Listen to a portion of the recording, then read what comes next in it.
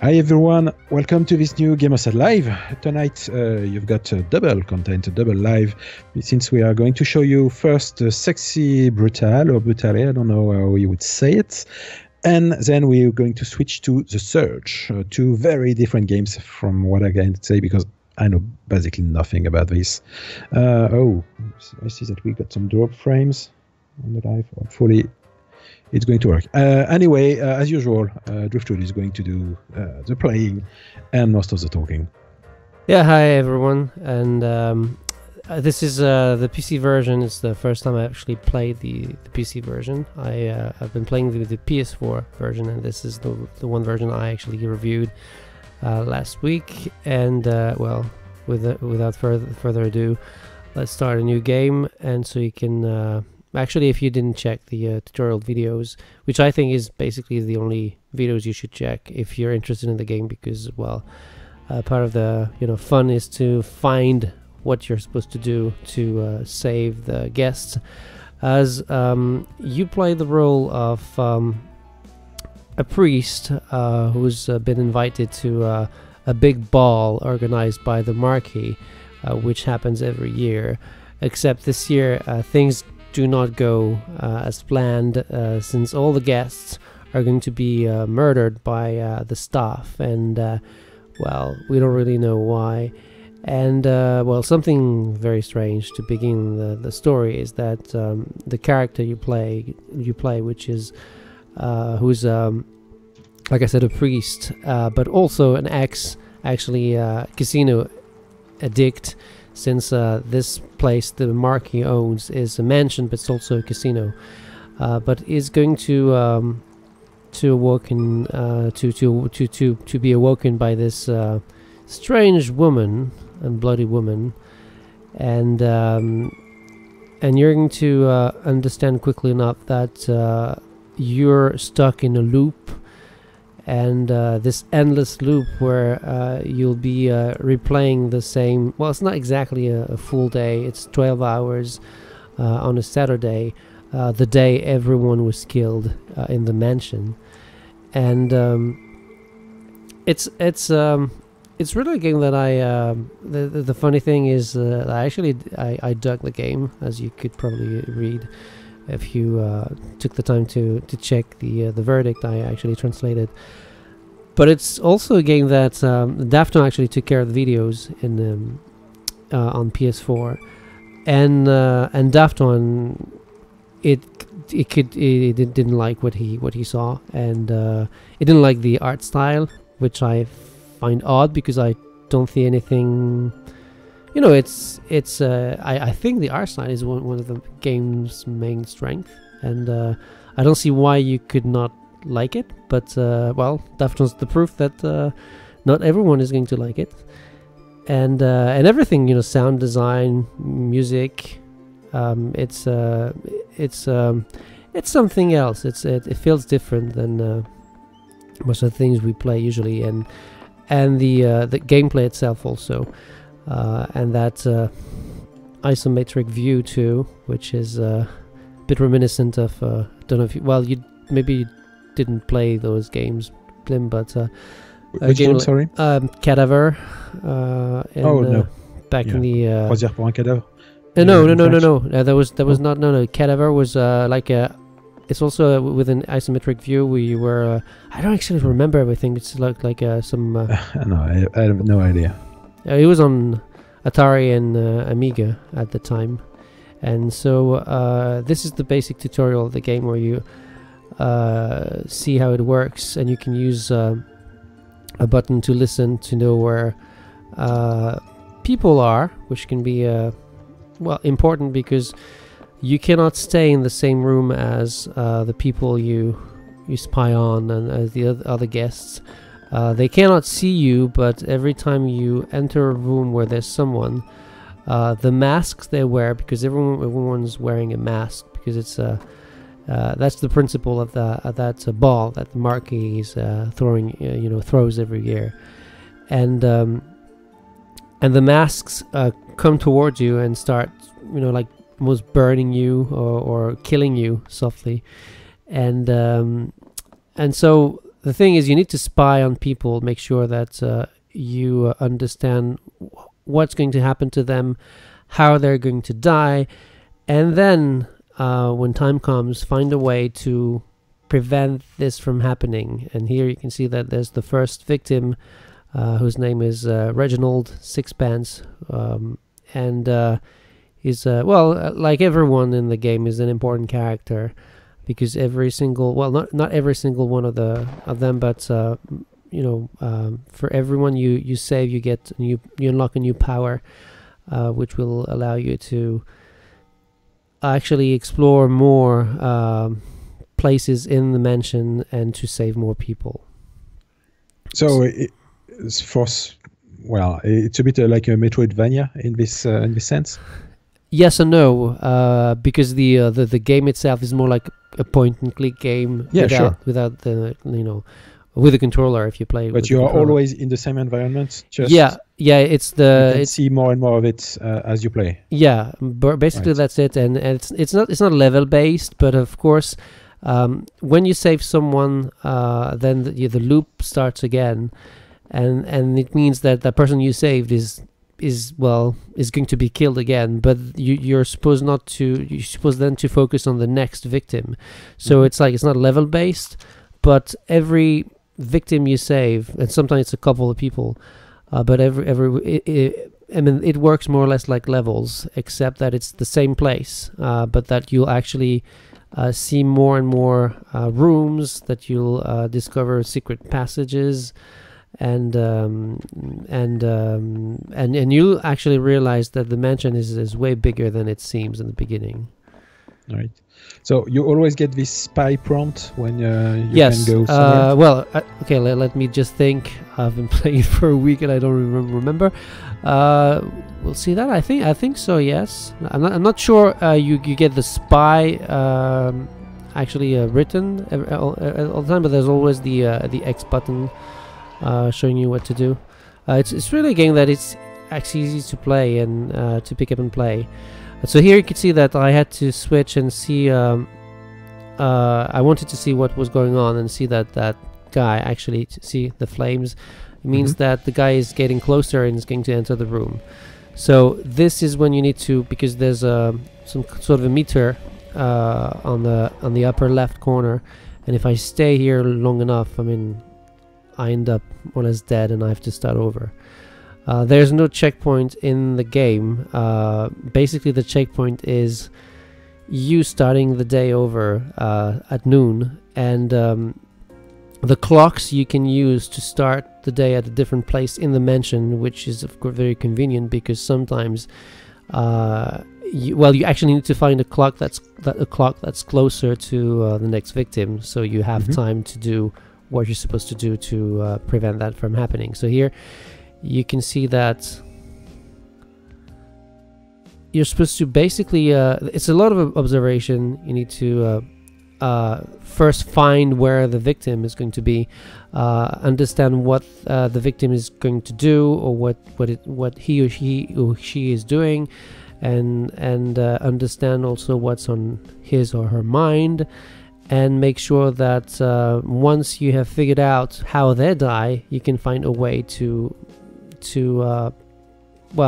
stop it, and to which can be most of the time quite easy. It's never, you don't have to do like tons of things to save someone once you've figured out what to do, and it's not really difficult to do when you know what to do, but it can take you more or less time depending on, you know, what you miss, because sometimes you can just miss something that they say, which can give you a hint, and you can still figure out what to do on your own, which is what I did. Sometimes I, by replaying the day and seeing people, oh yeah, I saw these guys before, and they're talking about someone that I saved before, but oh, I didn't know that there was that conversation about what they're saying, and which could have helped me understand maybe what to do a bit more quickly than I did in the first place. So yeah, I don't know if it's really easy to explain really, but it's not a really difficult game. I believe it could have been a bit more difficult sometimes, But at the same time, I had a really nice time playing it, and you know, the atmosphere I think is great, and the characters, and that the mood, and there's you know, that like British humor, but it's a dark game basically, and is it dark humor then? It's not a game that's going to crack you up. I mean, that's not, you know, that type of humor. It's more okay. So here, so we're going to try to and save Reginald's sixpence. I'm going to show you what to do. There's a map, and there's a so I'm going to show you the map. Okay, so the map here. So there's pretty nothing here, but it's going to be filled with rooms and places to visit as you go through. You can actually you know, move time here, which can be practical because it can actually tell you when someone is going to be at some place, so which can help when you know who you're looking for. There's an inventory which basically is empty now. The progress, and you see that there aren't too many cases to solve basically, and maybe there could have been more, but remember, it's a game that's only $99 or euro, so it's not like it cannot be a very big team, and you have things to collect like cards, invitations, and invitations you can only collect once the victims are dead, which means, you know, if you want to find the invitation, you need to remember to collect them when you see them die. But sometimes the invitation is not located exactly where they died, so it's, you know, there's some looking around and things to be, and also this is important because there are many things you unlock and things you learn about the place here from the guests, the invitations, the chapel, which is that place where we are now, and some information, you know, so for the lore and everything. That's always very nice. Mm-hmm. So we're going to see Reginald should be here in a minute. You can actually observe and you know, look at the different things in the environment. Sometimes it will allow you to find items. So here you can see that my mask was burning, so that I knew there was someone. You can hear what he's saying, and you can actually see his you know, footsteps.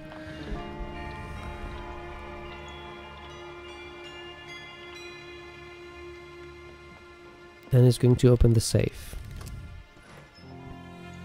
So it's you know, you race against the clock, but it's not a fast-paced game. I mean days are short for sure, and you'll need to. That's why you'll need to use you know, the clocks as checkpoints to start the day exactly in some locations, because you know that you're going to be closer to your victims, and it will allow you. So there's a blank cartridge here, and we know that is going to be shot down.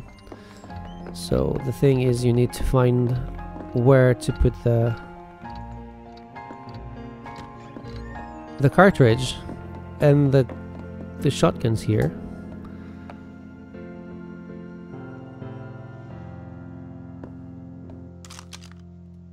So you can see my pocket watch is broken. And now the scene plays again.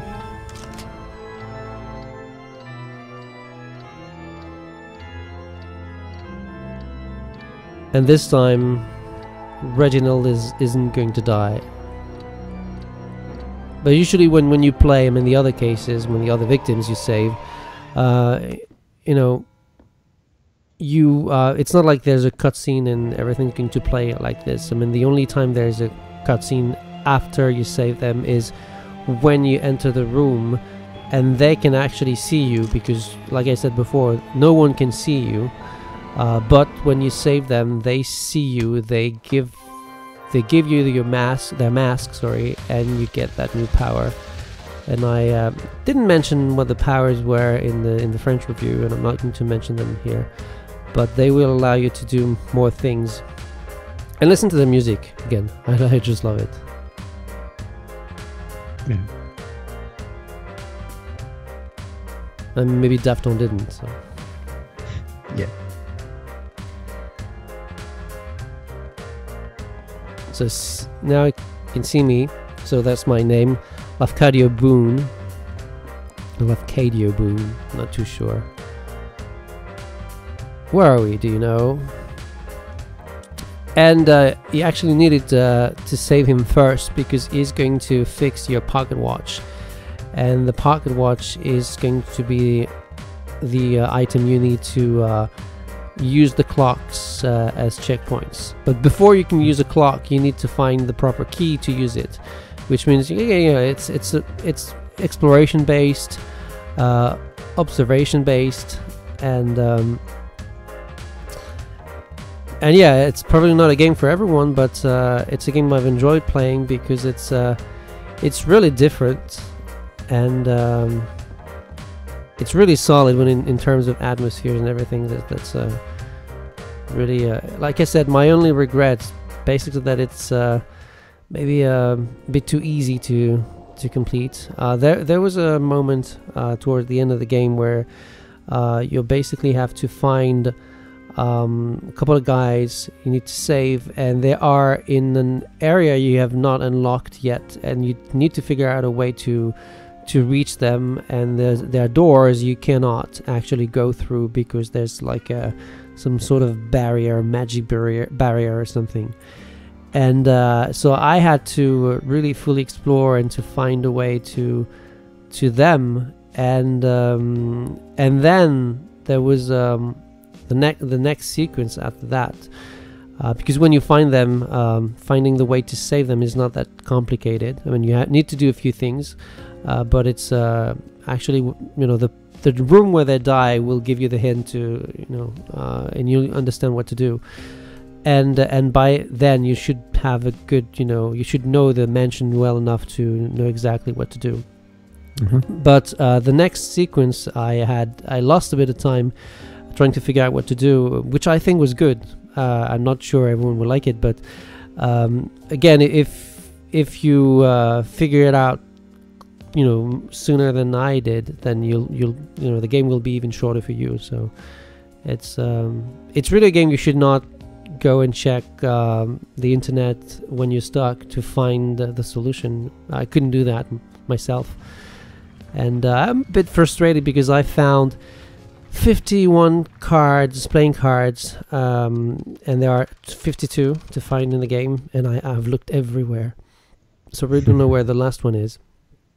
And I have all invitations but one, which is also a bit frustrating because I know where the guy dies and it's not there, and I don't know where else it could be. Yeah, it's really a game I've you know, was looking forward to playing it in the evening, and yeah, it took me basically 2 evenings to complete, and to I wouldn't say 100%, but I think that in the trophy list it's like 80 something %, and I only missed like 3 trophies. So so here it is. So here the clock and pocket watch are in perfect harmony.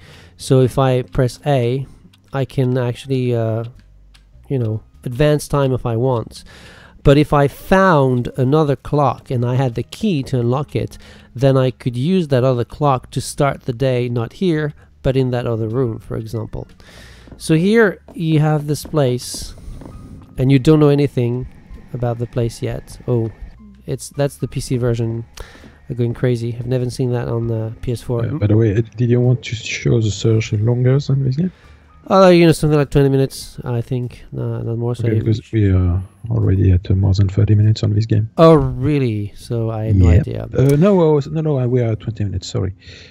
Yeah. I was counting on the tutorial to last about 20 minutes. So here you can see that there were 2 people that I could see, but for now I don't have any guests to save yet. I don't know who I'm supposed to save yet. So you need to find first who you're going to have to save, and then find a way. So that's a card. First one. Right. We've got a question from Rutabaga from Sweden, asking if it's like Groundhog Day but point and click. there's a bit of Groundhog Day in that. The one thing that's missing maybe is that the common point is that you probably will have to play the same day a certain number of times before you can get it right. Sometimes, you know, find, okay, what am I supposed to do to save this guy or this woman? And this is reminiscent of what Phil Connors had to do to be able to play the piano very well, except you'll need 100 years to do it, thankfully, in the game. So there's the same vibe. Now, you won't have to, and I don't think that's a spoiler, because that doesn't tell you anything about the story, but you won't have to, like, save everyone at once, as a, you know, something that could have been done maybe in the end, because when you save someone, then it's back to the beginning of the day, and then you need to save someone else, which means the person you saved, like I said before, is going to die. And actually, you'll hear, like here. Did you hear the gunshot? Maybe you didn't hear, but the gunshot is Sixpence getting killed. Sixpence that we saved just before in the tutorial. So there's always, you know, there are always hints to, okay, this is, you know, it's 4, so that's when Sixpence got killed. And if I'm not looking at the watch, I know because I heard the gunshot. And see, there's glass, shattered glass now, so there's something else. And it's something that, there's a bit of Groundhog Day in the game, except it's probably darker than anything that Groundhog Day did in its days. And it's a bit also that Cluedo board game where you have to understand who's going to who committed the crime and how. Except here you can save them, a bit like in Shadow of Memories, where you had to save yourself from being killed. That PS2 game that I liked for its story, but not for its gameplay at the time. So yeah, it's a game I can recommend if you like the, you know, the concept, and if you don't expect it to last, you know, it's not going to take you a month to complete. And so that's what I was talking about. It's the, and you're getting the art style, I think, is really nice. So I need to say those two. That's my first real mission.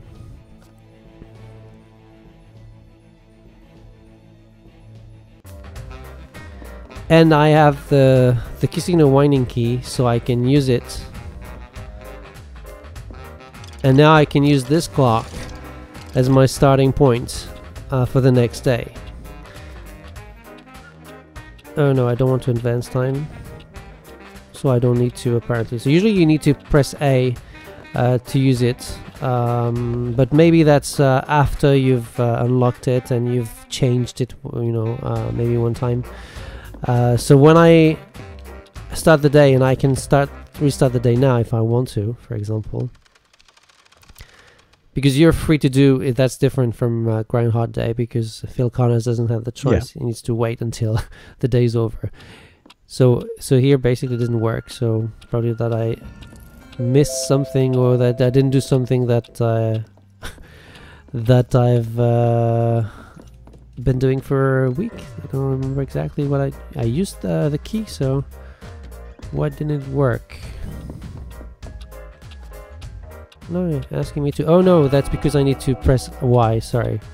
So here, so now if I press LT again and I start the day, and so here there's no point in doing it. I mean, the two clocks are very close to each other. But believe me, you'll need to do that.